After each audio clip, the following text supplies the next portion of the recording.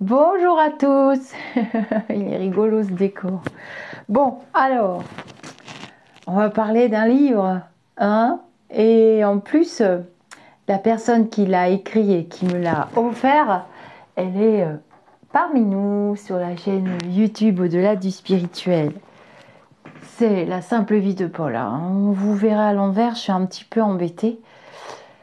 Florence Goffny m'a offert ce livre qu'elle a écrit. Alors le livre, je l'ai lu d'un trait. Je vous cache pas que j'ai quand même pleuré à la fin. Ce livre chamboulifie, hein, il vous met les pieds au plafond. Alors, c'est l'histoire d'un petit garçon qui s'appelle Paul. Sa vie commence sur les marches d'une église. Ce petit garçon est un petit adopté qui sera en quête d'amour. Il fera de belles rencontres. Sa grand-mère maternelle, son ami de toujours Gaston, Adrienne, il y a des personnages dans le livre qui sont carrément fabuleux, j'ai adoré. J'ai bien aimé ce livre, d'ailleurs il y a une personne ou deux qui m'ont fait des retours, j'ai dû en parler à un moment donné, et qui l'ont commandé pour mettre dans leur boutique. Ce livre, hein, qui ont commandé ce livre, voilà, donc il fera le métier de ses rêves, instituteur. Et il deviendra même professeur avec ténacité. Ce livre se passe dans les années 60-70, puisque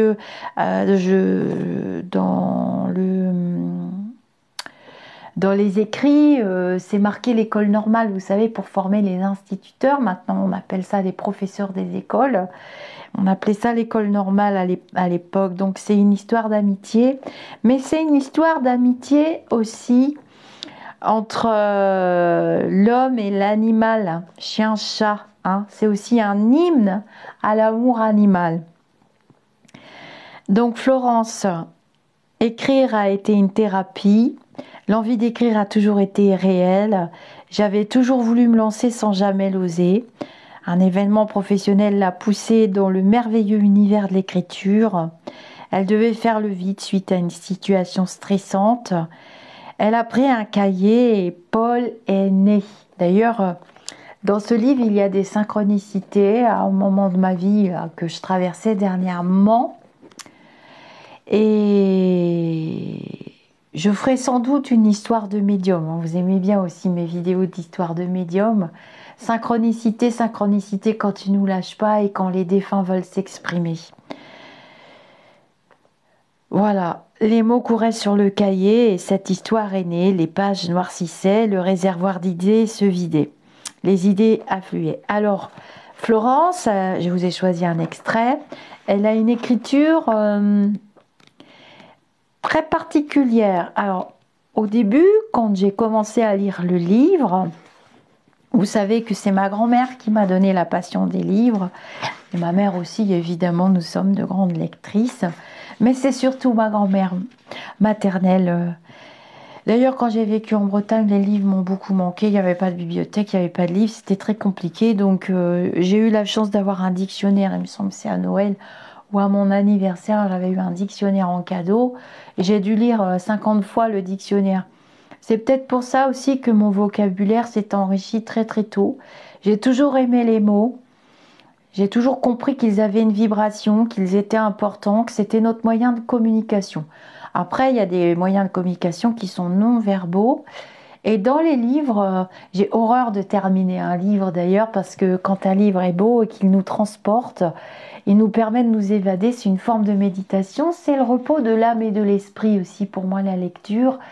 Et j'aime pas quitter les personnages à la fin. Je sais pas si vous êtes pareil, je pense à Ella, hein, sur la chaîne, notre amie qui vit en Corse, qui a la même passion pour Bernard Werber que moi, que j'ai découvert grâce à mon amie Violetta. Vous voyez que entre personnes qui aimons les mots, les livres, l'élégance aussi, élégance spirituelle, nous nous transmettons les bonnes nourritures littéraires, si on peut dire comme ça. Alors au début, c'est vrai que quand j'ai pris le livre, alors je venais de quitter le livre que Véronique m'a offert de Catherine Roumanoff. Et puis après, je m'étais mise à relire Valérie Perrin, Les oubliés du dimanche. Puis après, j'ai sauté à Raymond Réan. Puis après, je suis revenue à Bernard Werber. Et puis après, je sais plus. Ah bah oui, je me suis remise à lire Nos Solars. Et puis après, puis après. Bon, j'ai le livre La simple vie de Paul. Et j'avoue que ça fait un drôle d'effet. Parce que Florence, elle a sa patte à elle, comme tous les écrivains, comme tous les cuisiniers d'ailleurs. Elle a son style. C'est très particulier au début. On sent qu'au début du livre, elle écrivait et que c'est comme un scénario, c'est comme une lettre, c'est entrecoupé, c'est pas enluminuré, c'est ce mot qui me vient parce que je canalise en même temps, c'est pas enjolivé par des tas de détails comme dans les romans Harlequin par exemple à l'époque, pour ceux qui connaissent. Il n'y a pas plein de détails comme à la Balzac avec la table, le pot en verre, la cafetière ou à la Zola. Vous voyez, non, il n'y a pas de fioriture. C'est du brut de décoffrage et vous êtes tout de suite presque dans l'âme, dans le cœur du personnage Paul. Donc, âme sensible, j'ai envie de dire, venez quand même, parce que vous allez découvrir quand même une force de caractère, vous allez voir cette expérience de vie, et moi j'en suis pas ressortie indemne de ce livre. Mais c'est vrai que l'écriture est particulière. Donc je vous ai choisi un petit passage, tout petit parce que je veux vraiment pas spoiler. C'est au chapitre 17. J'ai choisi, j'ai demandé à mes enseignants, ils m'ont dit oui.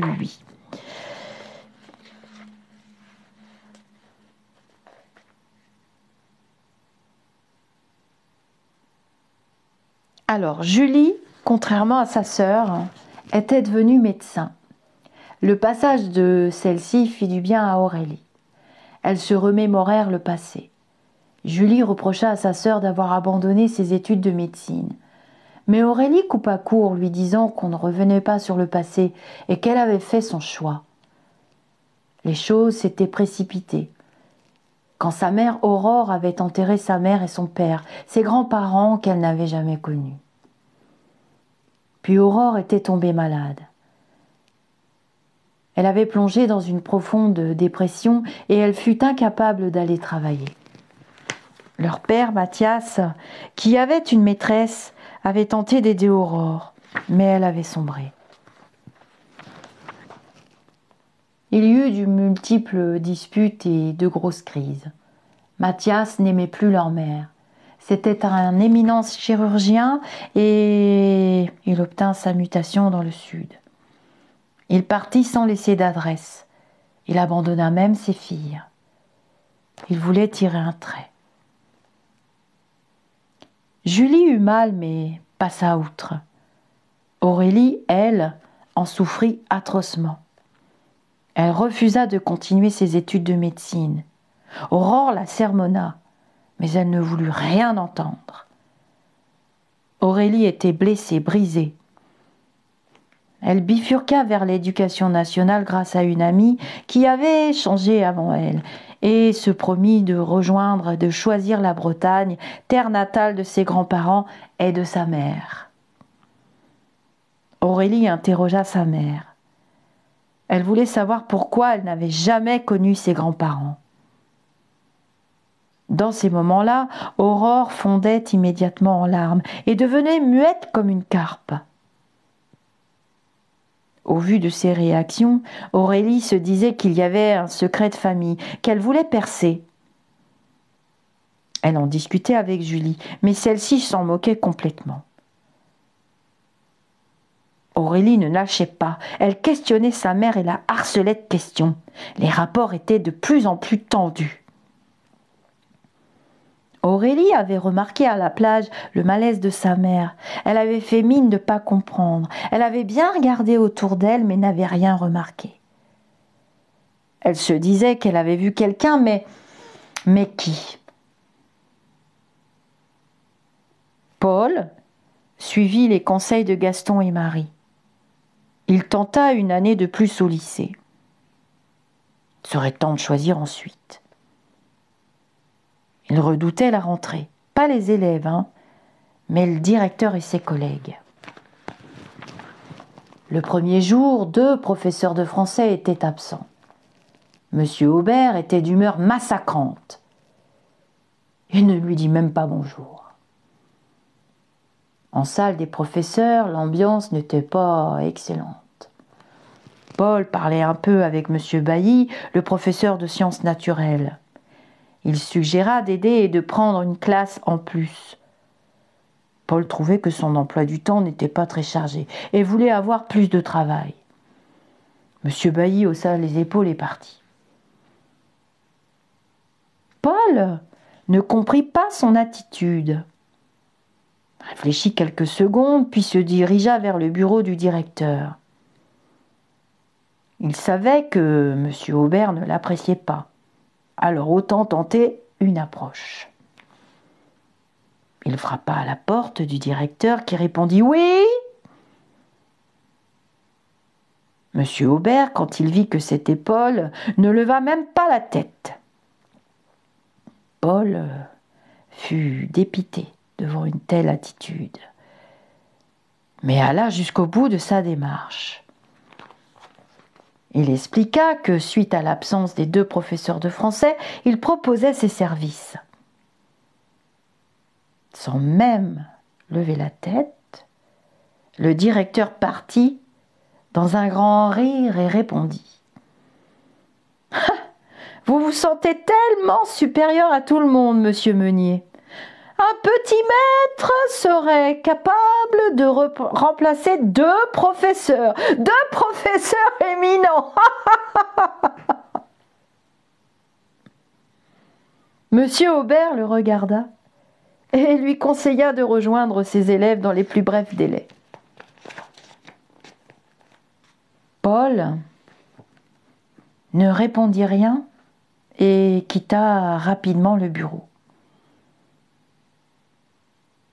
Il était blessé et avait du mal à respirer, choqué par une telle malveillance.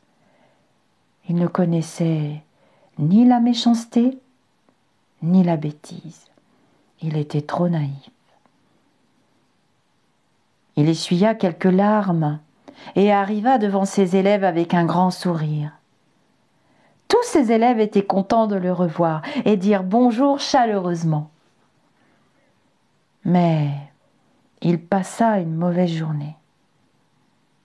Il était triste et n'avait qu'une envie, parler à Marie et à Gaston. Gaston lui dit de revenir dans son école. Il avait peur pour son ami et craignait que ce dernier ne tombe malade.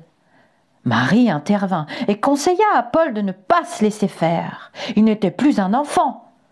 Paul pensa que Marie avait raison. Il fallait qu'il se fasse une raison et qu'il prouve de quoi il était capable. Les congés maladie se poursuivirent, au moins pour l'un des professeurs absents. Monsieur Aubert se dit malicieusement qu'il allait demander de l'aide à ce monsieur Meunier, puisqu'il se croit si intelligent. Il convoqua Paul et lui expliqua qu'il était d'accord avec sa proposition de remplacement. Paul fut content et lui dit qu'il ne serait pas déçu. Lorsqu'il sortit, Monsieur Aubert rigola. Il pensait et espérait que Paul allait échouer. Il était satisfait. Il pourrait faire un rapport pour que celui-ci soit muté ailleurs. Monsieur Aubert savait très bien qu'il ne pourrait pas être muté dans un autre collège, car il n'y en avait qu'un dans la ville. Méchamment, il souriait, car il savait que Paul ne pourrait qu'être mutée dans un lycée loin de la ville, ou alors redevenir instituteur. Patrick travaillait bien à l'école, mais ne pensait pas qu'à son apprentissage, il était impatient. Katia était maintenant à l'école primaire. Elle travaillait bien, mais elle était toujours très rêveuse. Marie, elle, s'inquiétait pour Paul. En même temps, elle surveillait Aurélie, car elle ne l'inspirait pas. Peu de temps après la rentrée, Katia fit une mauvaise chute à l'école primaire où elle se trouvait. On savait que la mère de l'enfant était maîtresse à l'école maternelle. Un maître se chargea d'emmener Katia à sa maman. Marie était occupée, donc Aurélie reçut l'enfant. Alors, vous voyez que dans cet extrait, il y a une multitude de personnages, c'est normal, je suis à la moitié du livre. Si je lis vos commentaires, que cette histoire vous plaît, à partir de ce chapitre, évidemment, je pourrais, avec l'autorisation de l'auteur, hein, c'est pas une obligation, hein, on est libre sur la chaîne Au-delà du spirituel. Je pourrais vous lire le petit chapitre qui suit, peut-être les petits chapitres qui suivent, sans aller jusqu'à la fin, parce que le but, c'est quand même de vous faire découvrir de la lecture et des livres, et que vous y preniez goût, hein, tant qu'à faire. Mais pourquoi pas? Allez, on lance l'appel. Donc l'auteur, c'est Florence Goffny. Les éditions, c'est Sidney Laurent pour ce livre, qui est un roman, très joli roman. Il y a des passages où on pleure, hein. C'est inévitable. Voilà. Je trouve que la couverture est très sympa. Je sais que Florence a un petit peu regretté la couverture, mais il faut pas. Et elle m'a confié son tapuscrit que je dois lire et que je vais commencer à lire bientôt et trouver un éditeur. Et même un éditeur pour rééditer les deux et même pour rééditer La simple vie de Paul, pourquoi pas. C'est compliqué de faire éditer des livres, hein, de nos jours. Donc voilà, je vais vous dire namasté sur ce bel instant de lecture de La simple vie de Paul. Alors dedans, il y a les personnages, il y a comme prénom, il y a Katia, il y a Marie, il y a Gaston, il y a donc Paul, il y a, alors attendez de mémoire,